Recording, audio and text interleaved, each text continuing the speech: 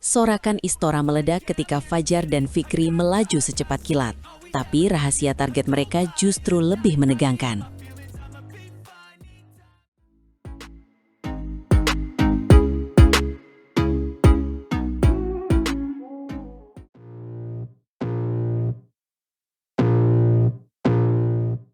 Istora Senayan seolah tidak memberi ruang bernafas ketika Fajar Alfian dan Muhammad Shohibul Fikri menyalakan mesin sejak pukulan pertama. Penonton langsung sadar, ini bukan sekadar laga pembuka, ini pernyataan besar di Daihatsu Indonesia Masters 2026. Skor 21-16, lalu 21-10, selesai hanya 30 menit. Seperti badai yang merobohkan pertahanan. Kemenangan kilat itu bukan kebetulan, karena keduanya datang dengan misi, menutup musim tanpa gelar di kandang sendiri. Yang membuat merinding, tempo mereka terus naik, memaksa Chen Zirei dan Lin Yuche hanya bertahan, lalu terburu-buru memukul bola. Padahal di Malaysia Open 2026, pasangan Taiwan itu membuat duel sangat ketat, memaksa Fajar dan Fikri bertahan hingga akhir. Kali ini berbeda, kesalahan berkurang, penempatan bola rapi, dan permainan net terasa seperti jebakan yang sudah disiapkan lama.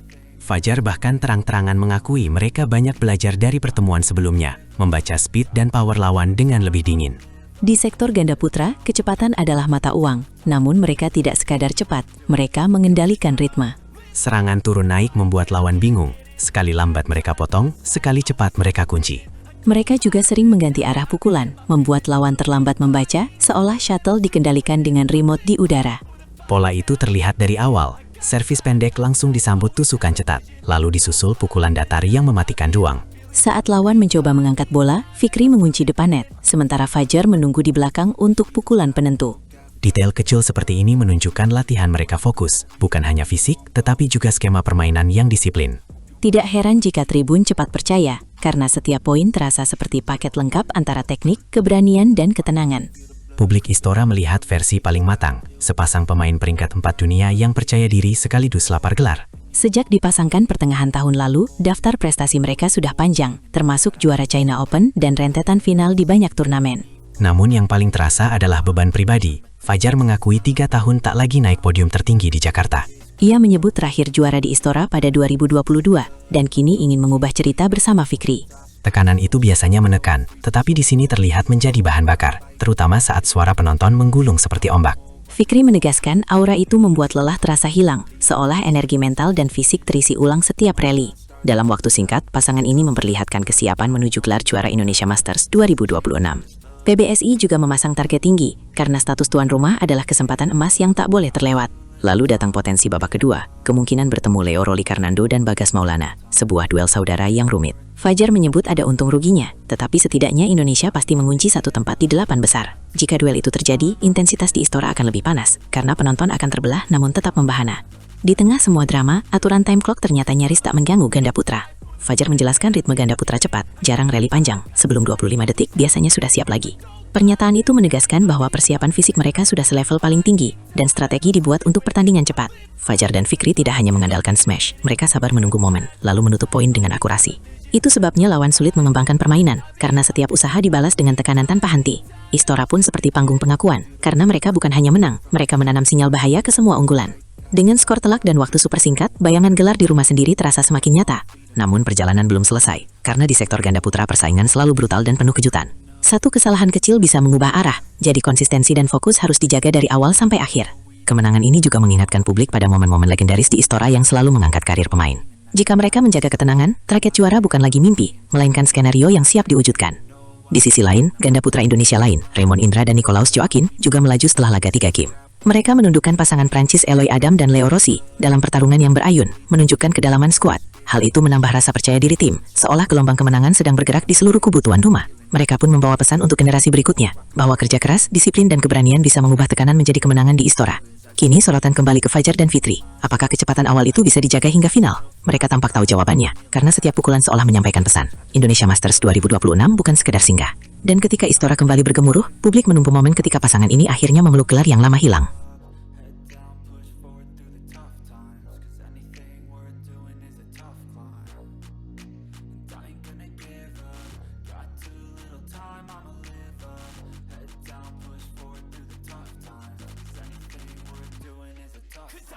Istora bergemuruh saat Raymond Joaquin membalikan nasib. Namun, ada momen rapuh yang nyaris menggagalkan semua, dan rahasianya baru terungkap.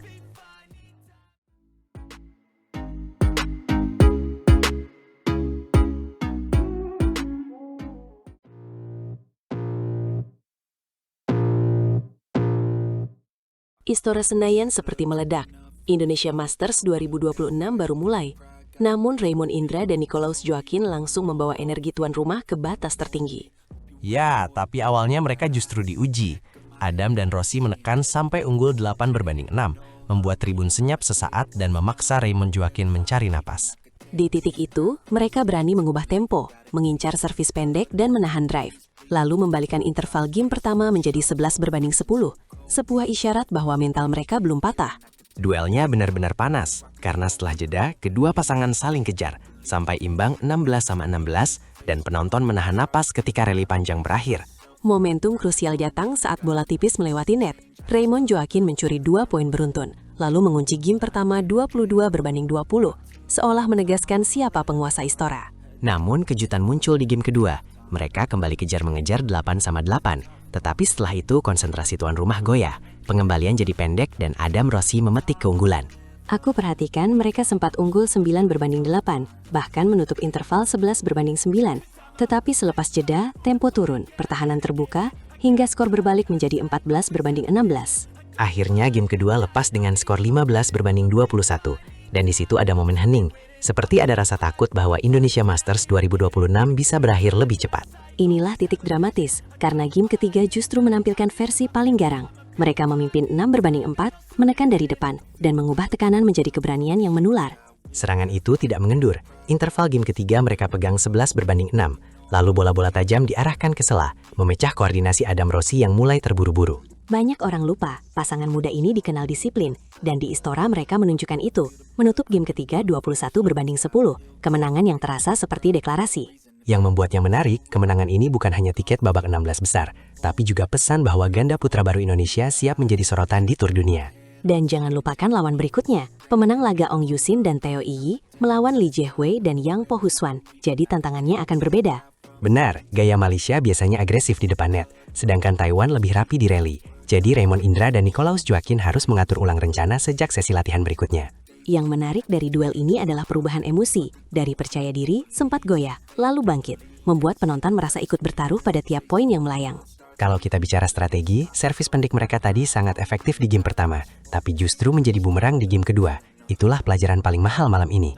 Aku juga melihat komunikasi mereka kian jelas, isyarat kecil di lapangan mempercepat keputusan, dan saat ritme kembali di game ketiga, mereka seperti menutup semua celah. Publik Istora bukan hanya menyemangati, tapi menuntut. Dan tekanan itu membuat kisah Indonesia Masters 2026 terasa lebih sinematik, seperti babak awal film besar. Kunci lainnya adalah keberanian mengincar poin cepat. Hali panjang tetap dimainkan, namun ketika peluang hadir, mereka tidak ragu menekan, sebab mereka tahu game penentu butuh keberanian. Satu detail kecil, ketika skor ketat, Raymond sempat menahan selebrasi. Fokus itu yang mengubah arah, dan membuat pasangan Prancis kehilangan momentum tepat di saat kritis. Jadi cerita ini bukan sekedar hasil, tetapi tentang bagaimana dua muda menolak tunduk, mengubah tekanan menjadi energi, dan menyulut harapan baru di sektor ganda.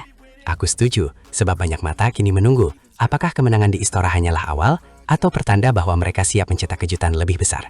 Indonesia Masters 2026 masih panjang, tapi satu malam ini sudah memberi alasan mengapa turnamen ini selalu menghadirkan drama yang sulit ditebak. Dan itulah mengapa laga berikutnya terasa wajib ditonton, karena setiap poin bisa menjadi jawaban. Apakah Raymond Indra dan Nicolaus Joaquin benar-benar bangkit sebagai kekuatan baru? Dari sisi teknik, pukulan drive mereka lebih tajam di game ketiga, memaksa lawan mengangkat bola, dan disitulah smash silang jadi senjata pematah. Tapi ada satu momen kecil, servis yang nyaris fault, yang justru membuat mereka menertawakan diri sendiri, menenangkan hati, lalu bermain lebih lepas. Itu menarik, karena tekanan di Istora Senayan sering membuat pemain muda kaku. Namun hari ini Raymond Indra dan Nicolaus Joaquin justru terlihat menikmati sorak. Dan ingat, mereka baru lewat babak 32 besar, jadi setiap kemenangan akan membentuk cerita, dan media akan terus mengejar sensasi. Itulah sebabnya lawan berikutnya bukan sekedar rintangan, melainkan ujian konsistensi. Apakah kemenangan atas Prancis bisa diulang dengan level yang sama? Jika mereka menjaga fokus seperti di game penentu, Indonesia